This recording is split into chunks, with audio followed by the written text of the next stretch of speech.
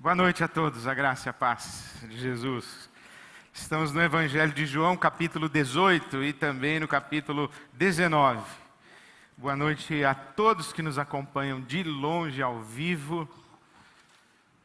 Boa noite para minha mãe que me acompanha ao vivo. Um beijo para a senhora. João 18 e 19. Estamos chegando ao final do Evangelho de João. Estamos chegando ao fim dessa jornada nos passos de Jesus. E chegamos, feliz e infelizmente, a estes dois capítulos que contam para nós a prisão, o julgamento e a crucificação de Jesus. Eu digo feliz e infelizmente porque é uma tragédia. A morte de Jesus é uma tragédia. É uma abominação. Mas graças a Deus aconteceu. E é esse paradoxo de algo que é grotesco, como Jesus morrendo numa cruz, ao mesmo tempo morrendo para o nosso bem, a ponto de agradecermos a Deus a morte de seu Filho na cruz do Calvário.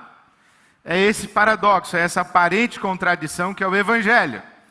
E com esse paradoxo e com essa aparente contradição, há muitos outros paradoxos e contradições, ou quase contradições, ou aparentes contradições, dependendo da maneira como você quiser compreender. Porque a morte de Jesus foi uma tramóia, foi um conluio entre as autoridades religiosas judaicas e as autoridades políticas romanas. Se você tem a sua Bíblia aberta, você vê que quando Jesus é levado pelas autoridades religiosas a Pilatos, o governador romano, na Judéia e ali na Palestina ocupada como colônia romana, o governador recebe Jesus como um criminoso, mas não vê em Jesus crime algum. Então no capítulo 19, no versículo 7, os judeus dizem assim para Pilatos: temos uma lei, e de acordo com essa lei, ele deve morrer, porque se declarou filho de Deus. O que está acontecendo é que esses judeus estão acusando Jesus de blasfêmia, dizendo: você que é um mero ser humano, é um simples mortal, está se dizendo Deus, se equiparando a Deus, se equivalendo a Deus. Jesus disse: quem me vê a mim, vê o Pai, eu e o Pai somos um. Jesus afirma categoricamente a sua identidade divina, a sua unidade com Deus o Pai. Então o que acontece aqui é que ele é um criminoso religioso, é um crime de blasfêmia. Mas esses judeus sabem que, sendo eles uma colônia romana, eles não podem matar esse blasfemo ou blasfemo Jesus de Nazaré. Está aí no capítulo 18, o versículo 31. Nós não temos o direito de executar ninguém. Eles sabem. As colônias romanas se governavam e cuidavam de suas questões particulares, tanto que Israel, naquela época do imperador Tibério, tinha um rei, que era Herodes. Então tinha um rei, tinha um governo, tinha o templo, tinha o seu culto ao seu Deus, mas sabia que não poderia aplicar pena capital a nenhum dos seus criminosos. Então o que as autoridades religiosas judaicas da época fizeram? Transformaram o crime religioso de blasfêmia em um crime político, um crime de sedição. e disseram a Pilatos, o governador, o seguinte: ele está dizendo que é o nosso Messias e que é o nosso rei. E se é verdade isso, nós teremos que nos submeter a ele e dizer não a César, ao imperador romano. E se o César ficar sabendo disso, que você deixou esse cara vivo, o César vai passar o trator em cima da gente, mas vai passar o trator em cima de você. Então Pilatos diz: eu não vejo nele crime algum, como vocês estão dizendo. Não acredito que ele esteja reivindicando ser o rei dos judeus. Mas ok, então é ocasião da Páscoa e eu tenho o hábito de soltar um prisioneiro durante a Páscoa, as festividades da Páscoa de vocês. E vocês escolhem quem vocês querem que eu solte. Esse Barrabás, um criminoso comum, um sujeito aí que roubou umas galinhas, ou esse Jesus que vocês querem matar? Vocês querem que eu solte quem? A turma disse: solta Barrabás. E com Jesus o que eu faço? Crucifica-o. E foi o que o Pilatos fez. Lavou as mãos dizendo: eu vejo que esse sangue é inocente, portanto eu lavo as minhas mãos, não quero responsabilidade nesse sangue, mas como é a vontade de vocês, é um problema de vocês, eu vou encaminhá-lo para a crucificação. Jesus passou por um julgamento muito manipulado. Ele foi preso na calada da noite, foi julgado às escondidas, com o sinédrio convocado de última hora, ou o sinédrio já esperando para julgá-lo à noite, e muitos membros do sinédrio sequer ficaram sabendo da convocação do sinédrio, porque conseguiram pegar Jesus de noite. E então Jesus é jogado de um lado para o outro. Ele é preso pela guarda do templo quando está lá no Getsêmani. É levado para Caifás, o sumo sacerdote anterior, sogro de Anás, o atual sacerdote, sumo sacerdote. Depois é encaminhado a Herodes, o rei. O rei encaminha para Pilatos, o governador romano. O governador romano, Pilatos, devolve para Herodes. Herodes devolve para Pilatos. E Pilatos entrega Jesus à cruz. Quem faz uma leitura do Evangelho de João, e é uma leitura meramente histórica, faz a leitura dos fatos, imagina que Jesus está sendo jogado de um lado para o outro como uma vítima inocente e indefesa, e que fazem dele gato e sapato, manipulam-no e manipulam sua identidade, sua história, seus propósitos, e convenientemente promovem a sua crucificação. É verdade que as autoridades judaicas, algumas delas, devem realmente ter acreditado que estavam fazendo a vontade de Deus, mas aqui há um conluio e uma manobra entre as autoridades políticas romanas e a autoridade religiosa judaica, e Jesus é jogado de um lado para o outro. Mas se nós olharmos de maneira mais atenta essa narrativa do Evangelho de João, e à luz inclusive de tudo que Jesus tinha dito a seu respeito antes de chegar até aqui, ou antes de chegar nesse momento de ser preso no Getsêmani, nós vamos perceber que ele é senhor absoluto da situação, que ele não é uma vítima indefesa, que ele não é alguém jogado de um lado para o outro, manipulado ao prazer e à conveniência de quaisquer forças e poderes. Ele é um sujeito no ápice ou no máximo da sua lucidez, dono de si, dono do seu destino, dono da sua história, no controle de todas as personagens envolvidas na sua prisão, no seu julgamento, na sua crucificação e na sua morte.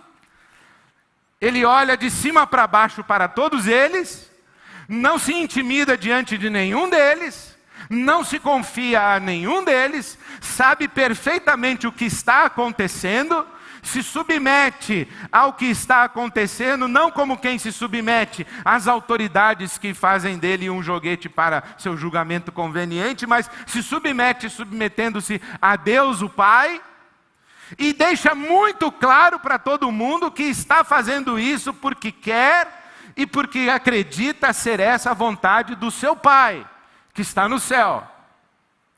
Começa já no capítulo 18, quando ele é preso. É muito interessante. Jesus está no Getsêmani com seus discípulos, então chegam os guardas do templo e vão para prendê-lo, e Jesus não se esconde, não foge, não se explica, pelo contrário, Jesus se levanta aí no capítulo 18. Se diz então que Jesus se levanta, vai ao encontro dos guardas e diz: vocês vieram procurar por quem? Por Jesus de Nazaré. Falou: pois eu sou.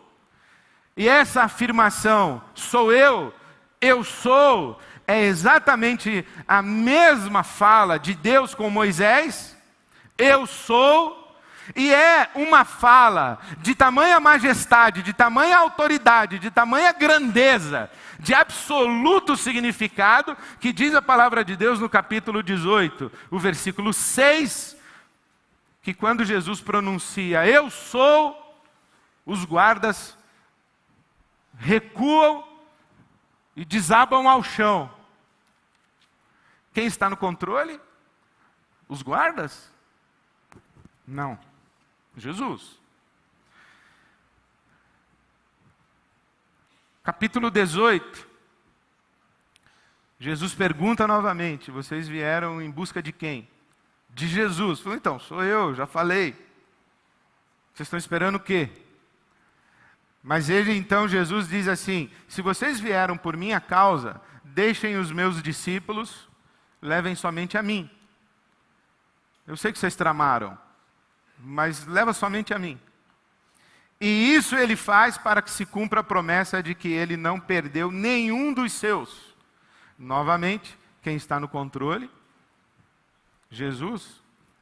Pedro então, quando disse eu não vou negar o Senhor nunca, puxa da sua adaga, vai para cima de um soldado, Malco, e então arranca-lhe uma orelha. E Jesus fala: parou Pedro, parou, não é assim. Eu tenho que beber esse cálice que o meu pai me deu para beber, não faça isso. Quem está no controle? Os guardas. É Jesus. Levam Jesus para Caifás. Diante de Caifás, que vai interrogá-lo, Jesus diz: por que você está me interrogando? Tudo o que eu falei às claras, no templo, nas sinagogas, nas ruas, nas praças, falei de um monte de jeito, fiz um monte de sinais, contei um monte de histórias, resgatei todos os símbolos possíveis da história de Israel para falar de mim, falar a meu respeito. Desenhei para vocês no chão. Por que você está me interrogando? Quem está no controle? O sumo sacerdote? Não, é Jesus. Levam-no para Anás, o sumo sacerdote de ocasião. Jesus fica em silêncio. Levam-no para Pilatos. Pilatos pergunta: você é o rei? Aí no capítulo 18, Jesus pergunta assim: quem foi que mandou você perguntar isso para mim? Essa opinião é sua ou já é pergunta encomendada? Fizeram sua cabeça? Olha o jeito que ele fala com o governador romano. Quem está no controle é o governador romano? Não, é Jesus. Depois Jesus está conversando com Pilatos e Pilatos está inconformado. Pilatos diz para ele: de onde você vem? E Jesus fica quieto. E o Pilatos diz para ele: você não me responde, você não vai me deixar falando sozinho? Você sabe com quem você está falando? Eu tenho o poder de mandar te matar agora. Aí Jesus faz assim: imagina que você tem poder de me matar. Nenhuma autoridade você teria sobre mim se do céu não te fosse dada. A autoridade que você pensa que tem não é sua. Você só está aí como um boneco. Eu estou no comando aqui, você não entendeu ainda. Depois Jesus então é levado à cruz. E quando é levado à cruz, ele então, na sua agonia, está mais lúcido e mais senhor de si do que nunca. Porque ele segue um script absolutamente programado nas Escrituras, no Velho Testamento, nas Escrituras hebraicas.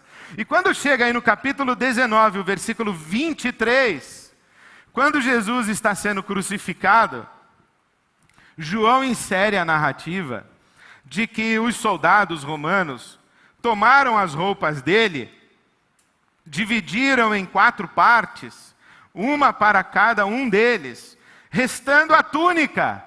E quando chegaram na túnica, a famosa túnica inconsútil, a túnica sem costura, eles disseram, não, essa aqui não vamos rasgar, vamos lançar sortes para ver quem fica com essa túnica. Salmo 22, salmo messiânico. E o que significa Jesus se deixar prender, se deixar levar à cruz, vestindo uma túnica sem costura? Significa deixar-se prender, vestindo-se como sumo sacerdote. A túnica sem costura era a túnica do sumo sacerdote. E aqui é o máximo do paradoxo, porque Jesus é ao mesmo tempo o cordeiro que está sendo sacrificado e o sacerdote que sacrifica o cordeiro. Na história de Israel, o que está acontecendo é que Jesus é ao mesmo tempo Isaque, que está sendo sacrificado por seu pai Abraão, mas também Abraão, que está sacrificando o cordeiro, seu filho Isaque. O que Jesus está fazendo aqui é sendo tanto a parte que é a vítima inocente, quanto a parte do sacerdote que cumpre esse sagrado encargo de sacrificar para o bem de todos um cordeiro imaculado. Ele é o cordeiro e o sacerdote ao mesmo tempo. Ele está no controle o tempo inteiro, falando claramente e falando por linguagem cifrada, citando as Escrituras. Depois na cruz ele ainda vai citar novamente o Salmo 22, ele para na cruz e diz, tenho sede, para que se cumpra a profecia do Salmo. Depois ainda o Salmo segue dizendo que nenhum dos seus ossos foi quebrado, e ele foi traspassado, para que se cumprisse a Escritura que dizia, foi contado entre os malfeitores, nenhum dos seus ossos foi quebrado, Salmo 22. E entre os malfeitores estava aquele que fora traspassado. E o soldado espeta-lhe uma lança do lado, o mesmo lugar onde depois Tomé vai colocar o seu dedo, para ver se era Jesus mesmo. Quem olha sem muito cuidado, pensa que Jesus é um fraco, jogado de um lado para o outro pelos poderes e pelas forças de ocasião, e manipulado pelas nossas conveniências humanas. Mas quem olha por outro lado, consegue perceber que a morte de Jesus cumpre um propósito eterno de Deus, um propósito que ele mesmo, Jesus, estava absolutamente consciente. No capítulo 12 do Evangelho de João, que nós já passamos, Jesus diz assim, a minha alma, o meu coração, 12:27, está perturbado, mas o que direi? Pai, salva-me desta hora? Não, eu vim exatamente para isto, para esta hora. Então o que tenho a dizer? Pai, glorifica em mim o teu nome. Ora, o que encontramos na Escritura é Jesus Senhor de si, Senhor da situação. E mais do que isso, nós encontramos o ser divino na economia da Santíssima Trindade, tudo fazendo, deixando-nos alheios. Nós aqui pensando que estamos no controle, mas o ser divino agindo em nosso favor. Ele mesmo cria e doa a vida. Ele mesmo estabelece a pena para a rejeição da vida por ele doada. Morte, deixar de existir. Dar as costas para Deus é voltar ao nada. E ele mesmo aplica sobre si a própria pena. E nós? Nós estamos aqui achando que fazemos alguma coisa. Deus está no controle o tempo inteiro. Deus está no comando dessa história o tempo todo. E por mais dolorosa que tenha sido para Jesus, e não há que se negar que foi, dolorosa de forma que nenhum ser humano experimentou tal dor, porque não se tratou de uma dor física, se tratou dessa dor de carregar sobre si a morte que era de todos nós. Por mais dolorosa que fosse, foi uma morte escolhida e foi uma morte consciente, foi uma morte em que Jesus esteve absoluto o tempo inteiro. O que isso quer dizer para nós? E daí? E daí? A grande pergunta que nós fazemos é: por que um Deus que poderia não ter morrido escolheu morrer? Por que um Deus que poderia ter evitado sua própria morte se deixou matar?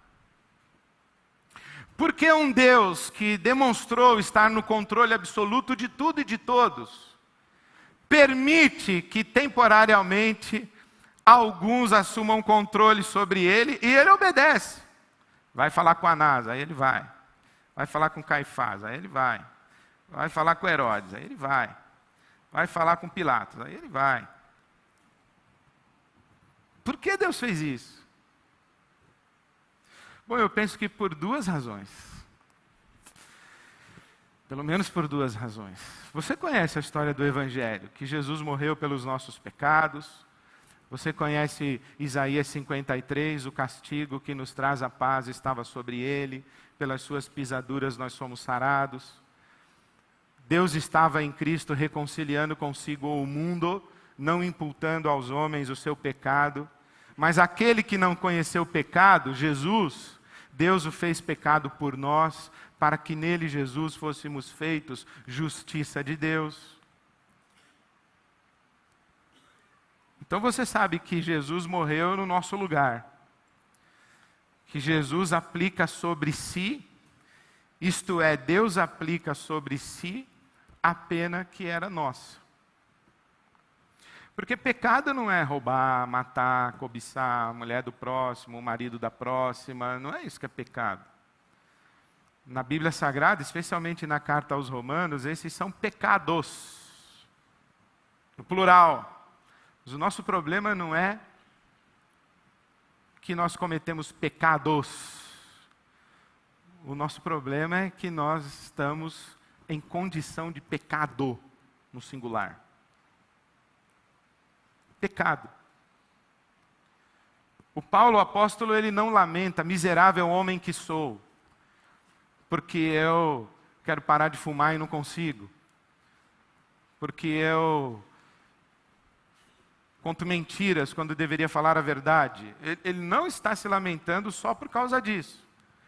Ele não está se lamentando apenas porque o mal que ele não quer fazer, ele faz, e o bem que ele quer fazer, ele não é capaz de fazer. Há um lamento por trás desse lamento do apóstolo Paulo. O Paulo diz assim: miserável homem que eu sou. Ele não diz que feias as coisas que eu faço. Ele diz miserável homem que eu sou. Então, quando nós decidimos nos afastar de Deus, nós entramos numa condição de pecado. E deveríamos deixar de existir.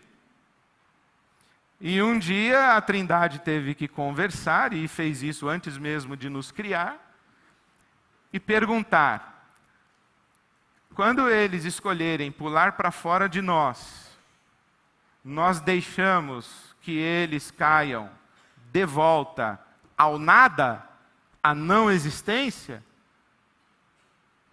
Ou nós vamos sustentá-los com vida, mesmo quando eles tiverem escolhido a morte? A economia da Trindade respondeu: nós vamos sustentá-los com vida. Por isso é que a cruz de Cristo é conhecida desde antes da fundação do mundo. Então vamos continuar com vida. Bom, mas quando eles escolherem a morte, derem as costas para nós, se estabelece um desequilíbrio cósmico aí. Como é que alguém cospe na nossa cara e fica por isso mesmo? Alguém tem que assumir esse prejuízo. Não sei se é do seu tempo na escola, quando você sentava e tomava um tapa na cabeça. E junto com o tapa vinha uma coisa mais ou menos assim: passa para frente, não quero volta. O que você fazia? Tapa de novo. Passa para frente, não quero volta. Passa para frente, não quero volta. Aí todo mundo dando tapa. O nosso pecado para Deus é um passa para frente, não quero volta. Deus poderia ter se levantado e falar: como é? Eu vou passar para frente. Mas só tem uma pessoa para eu passar para frente: você. Porque só tem ou eu ou você. Só tem a raça humana, eu tenho que passar para frente. A menos que eu assuma o prejuízo. E o filho diz: vamos assumir o prejuízo, papai, eu morro. Eu fico com esse prejuízo. E a gente dá vida para eles. Se Jesus não tivesse morrido, nós não teríamos descoberto o amor de Deus por nós. Nós não teríamos descoberto que Deus é amor. E que Deus fez na eternidade a escolha de se relacionar conosco na categoria do amor e da liberdade. Se Jesus não tivesse morrido, imagina a seguinte cena: Jesus lá no Getsêmani, aí vem os soldados da guarda do templo, aí Jesus já levanta e diz: e aí? Aí cai tudo no chão. Ele falou: quem é o próximo aí? Quem mandou vocês me buscarem? Foi Caifás. Ele falou: vamos lá no Caifás. E aí, Caifás? Cai no chão. Que papo é esse? Esse é o meu genro lá, o Anás. Vamos lá. E aí? Não, eu ia levar para o senhor para o Pilatos. Falei: e aí, Pilatos? E aí vai caindo todo mundo no chão. Todo mundo no chão. Aí termina a Bíblia: que todos ao chão renderam glórias a Jesus. Aí seria legal. Não, mas ele morre. Mas por que ele morre? Porque se ele não tivesse morrido, nós estaríamos aqui ao chão, rendendo glórias a Jesus. E quando nós saíssemos daqui, e alguém nos entrevistasse no estacionamento ou na rua, dizendo: você vem aí todo domingo? Sempre que dá. Faço uma força para não vacilar muito, porque sabe como é. Mas o que você vem fazer aí? Por que você vai aí? Porque o cara é o Deus, entendeu? Se eu não for lá, dar uma grana, cantar umas músicas para ele, legal, que ele ficar feliz, ele tira meu emprego. Ele manda uma doença ruim lá para casa. E ele me manda para o inferno depois ainda. Com ele você não brinca não, cara. Você não deixa de ir na casa dele no dia dele, não. Que ele é fera. Os caras lá que foram tentar peitar ele, ele ficou em pé, caiu todo mundo no chão. Eu já fico no chão direto. Já que é para não cair. Ah, então você vem porque tem medo dele. Eu falei: e não é para ter medo? Um cara que é um poderoso desse tamanho aí? É para ter medo. Aí, se Jesus não tivesse morrido, talvez nós estivéssemos aqui cantando canções para Ele e tentando fazer a vontade dEle, mas nós estaríamos aqui com medo dEle, porque nós não saberíamos em que momento Ele se levantaria de mau humor e resolveria nos esmagar com seu polegar. Agora, quando Jesus vai à cruz, Ele diz, olha, notícia para vocês, eu, o Pai e o Espírito Santo, nós somos uma comunidade de amor, não precisa ter medo da gente. O castigo que deveria ser derramado sobre vocês, nós derramamos em cima da gente mesmo. Então não precisa ter medo da gente. Nós não queremos uma relação baseada no medo, no poder.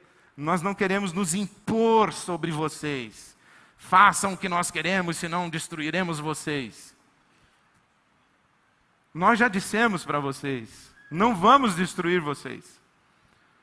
Nós não vamos esmagar vocês. Foi por isso que eu morri.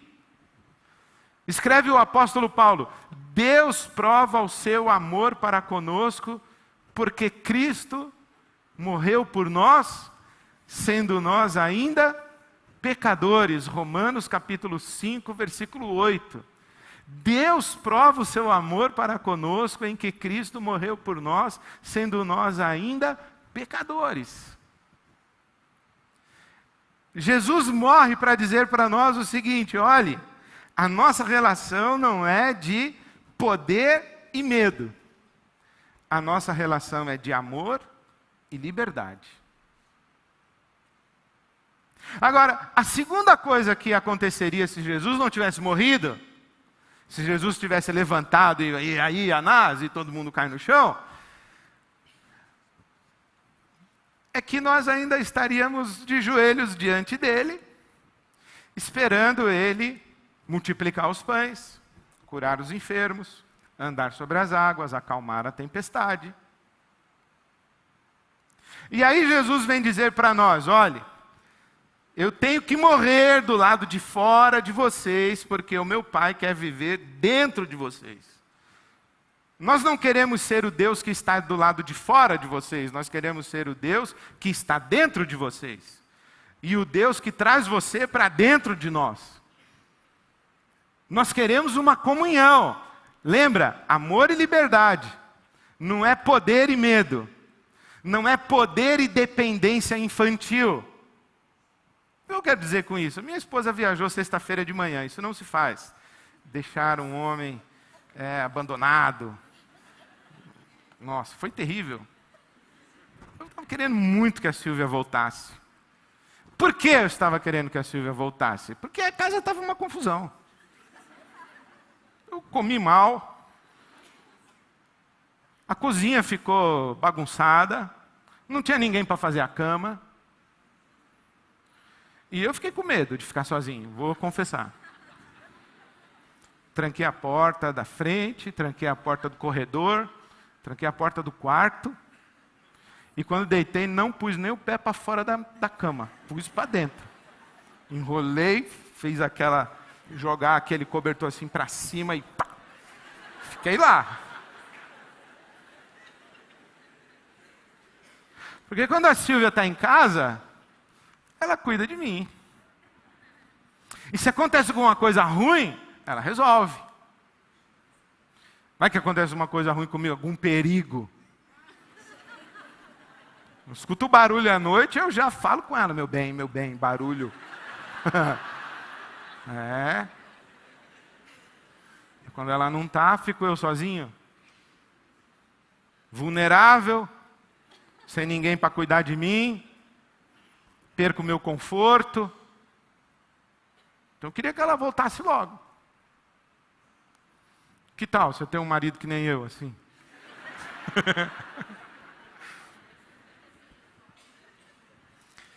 Mas não é isso que nós queremos ser para Deus, ou queremos que Deus seja para nós?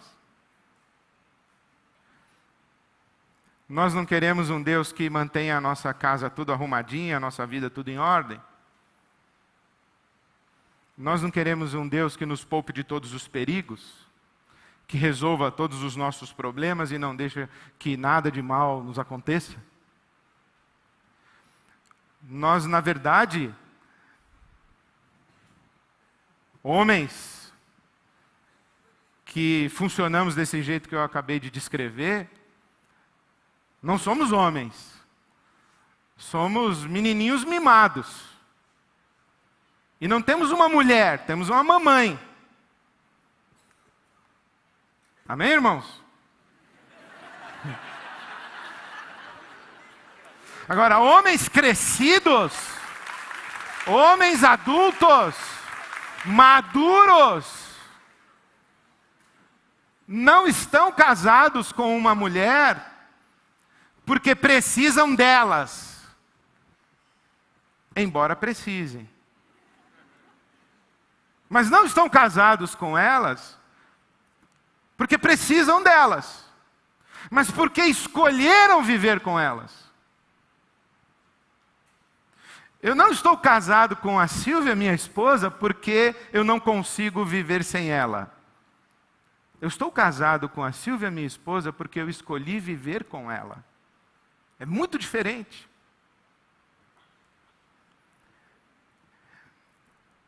Eu não estou aqui porque eu preciso de Deus, embora precise. E eu não estou aqui para Deus resolver os meus problemas, embora Ele resolva vários. Eu não estou aqui para Deus me poupar de dificuldades, embora Ele me poupe de muitas dificuldades. Mas não é isso que motiva a minha relação com Deus. Porque não é dependência infantil a um Deus que está fora de mim para resolver meus problemas. E não é medo de que Ele vai me castigar ou fazer alguma coisa comigo. Não, eu estou com Deus porque eu descobri que Ele me ama. E eu escolhi andar com Ele e viver com Ele. E descobri que andar com Ele, viver com Ele, na comunhão de amor dele, com Ele, por Ele, para Ele, é a melhor vida que eu tenho. E eu não troco essa vida. Mesmo quando Ele não resolve os meus problemas, mesmo quando Ele não me poupa de dificuldades, e mesmo quando eu estou vulnerável em aflição, e Deus, na minha ótica, está demorando e não está fazendo nada.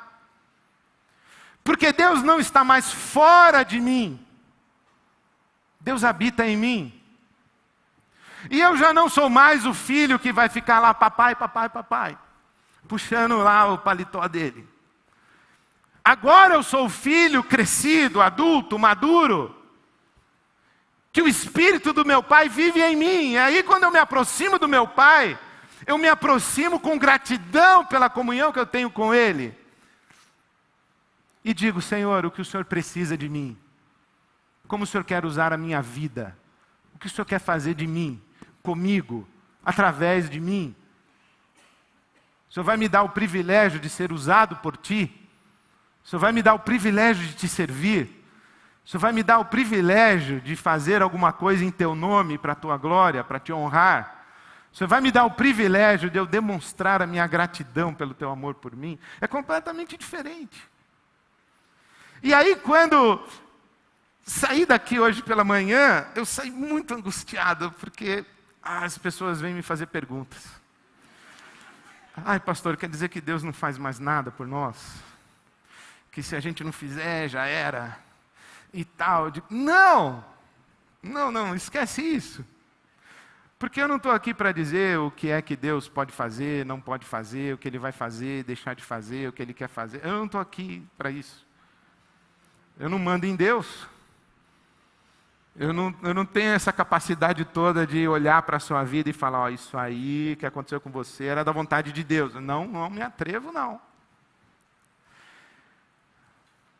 Eu estou aqui para dizer o seguinte, olha, Deus cuida de você, porque nem um fio da sua cabeça cai sem que Deus saiba. Deus cuida de você porque Ele cuida de passarinhos, Ele cuida de flores, então Ele também cuida de você. Deus te ama. Eu estou aqui para dizer para você não só o que Deus faz, eu estou aqui hoje para dizer para você o que é que você, o que é que eu vamos fazer para o nosso Deus, que não está mais do lado de fora para resolver os nossos problemas, está em nós para vivermos em comunhão com Ele e trabalharmos juntamente com Ele para resolver o mundo dele. A pergunta que eu faço para você hoje é: quando Deus dos altos céus, o Pai, olha para o mundo, Ele vê um caos, certo? Alguns pouquinhos lugares assim que não tem caos aparente, mas quando todo mundo põe a cabecinha no travesseiro, é o caos geral. Então Deus vê o caos. Ele vê problemas o tempo inteiro. Quando Ele bate o olho em você, Ele bate o olho em parte do problema ou parte da solução? Quando Ele bate o olho em você, Ele encontra um menininho e uma menininha mimados, suplicando para que Ele ande sobre as águas e multiplique pães e cure doentes? Ou Ele bate o olho em você e vê um filho e uma filha adultos, que estão ajoelhados lá dizendo para Ele: estou aqui à sua disposição, Senhor. O Senhor precisa de mim. Como é que eu coopero para fazer a tua vontade aqui na terra como é feita no céu? Como é que eu coopero para que o pão seja nosso? Como é que eu coopero para que o perdão seja nosso? Como é que eu coopero contigo para que o mal não se alastre e não prevaleça? Como é que eu coopero contigo para que através da minha vida os homens te deem honra, glória e poder para sempre? Amém. Esse é o evangelho que eu me converti ou que fui convertido a ele. Eu não consigo mais ter outro evangelho para seguir e outro Deus a quem servir, senão esse Deus que pelo seu Espírito Santo vive em mim. Esse Jesus que pela sua morte me incluiu na comunhão da Trindade e disse para mim: não tenha medo do meu Pai, Ele não vai destruir você porque Ele te ama. E esse Deus, o meu Pai, que governa todo o mundo, criado por Ele, através de pessoas tão frágeis como eu, como você. Esse é o evangelho que eu estou convertido. E esse é o evangelho que eu compartilho com você hoje à noite. Por que Jesus precisou morrer? Para dizer para nós que Deus nos ama e nós não precisamos ter medo dele. Porque a relação que temos com Ele não é de poder e medo, é de amor e liberdade. Por que Jesus precisou morrer? Para que nós entendêssemos que Deus não está mais lá do lado de fora e nós somos as criancinhas mimadas que Ele resolve a vida. Para que nós pudéssemos entender que pelo Espírito dEle, Ele vive em nós. E nós somos cooperadores com Ele na obra da redenção de todo esse universo. Eu queria terminar sugerindo para você a reflexão nessa palavra do apóstolo Paulo, que eu acho muito interessante. Deus está com vocês, hein? Palavras do apóstolo Paulo. Deus está com vocês, disposto a mantê-los no caminho, até que todas as coisas sejam acertadas de vez por Jesus. Não foram, serão, mas ainda não foram. Mas até que todas as coisas sejam acertadas de vez por Jesus, Deus está conosco e vai nos manter no caminho.